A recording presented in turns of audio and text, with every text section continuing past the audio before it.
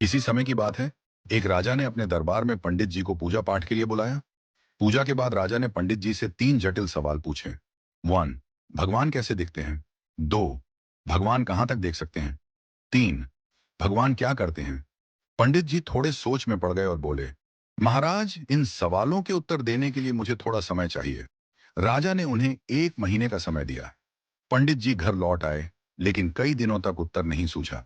उनकी परेशानी देखकर उनका बेटा बोला, पिताजी, आप क्यों चिंतित हैं? पंडित जी ने उसे राजा के सवालों के बारे में बताया।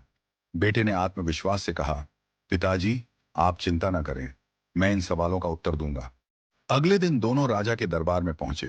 राजा ने पंडित जी से पूछा, पंडित जी, आपने मेरे सवालों के जवाब खोज लिए? पंडित जी ने कहा, महाराज, मेरे बेटे ने इन सवालों के उत्तर देने का जिम्मा लिया है। राजा ने पूछा, तो बताओ, पहला सवाल, भगवान कैसे दिखते हैं? पंडित जी के बेटे ने मुस्कुराते हुए कहा, महाराज, कृपया एक कटोरी दूध मंगवाइए। दूध लाया गया। लड़के ने उसमें अपनी उंगली डालकर घुमाना शुरू कर दिया।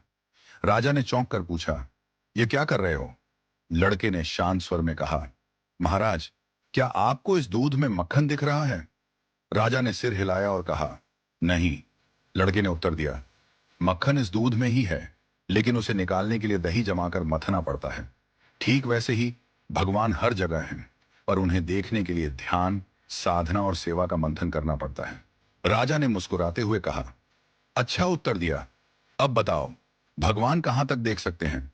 पंडित जी के बेटे ने कहा, महाराज, कृपया एक दिया मंगवाइए और उसे जलाइए। दिया जलाया गया और उसकी रोशनी चारों ओर फैल गई। लड़के ने पूछा, इस दिए की रोशनी कहां तक जा रही है? राजा ने कहा, यह तो पूरे कमरे में फैल रही है। लड़के ने उत्तर दिया, ठीक वैसे ही भगवान की दृष्टि की कोई सीमा नहीं है। जैसे इस दिए की रोशनी हर दिशा में फैलती है और सब कुछ देखती है, वैसे ही भगवान भी हर जगह सब कुछ देख सकते हैं। राजा ने संतुष्ट होकर कहा, बहुत अच्छा उत्तर दिया। अब बताओ, भगवान क्या करते हैं? पंडित जी के बेटे ने मुस्कुराते हुए कहा, महाराज, कृपया कुछ देर के लिए अपना सिंहासन मुझे दे दीजिए और आप नीचे बैठ जाइए।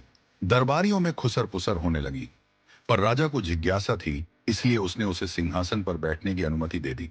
लड़का सिंहासन पर बैठकर बोला, महाराज, अब देखिए, अभी तक आप राजा थे और मैं आपकी प्रजा था, लेकिन अब मैं राजा हूं और आप मेरी प्रजा हैं। यही भगवान की लीला है। भगवान जिसे चाहते हैं उसे ऊंचाई पर बिठा देते हैं और जिसे चाहते हैं उसे नीचे उतार देते हैं। यही उनका काम है। राजा यह सुनकर चकित रह गया। उसने पंडित जी और उनके बेटे की चतुराई की सराहना की और उन्हें ढेरों उपहार दिए।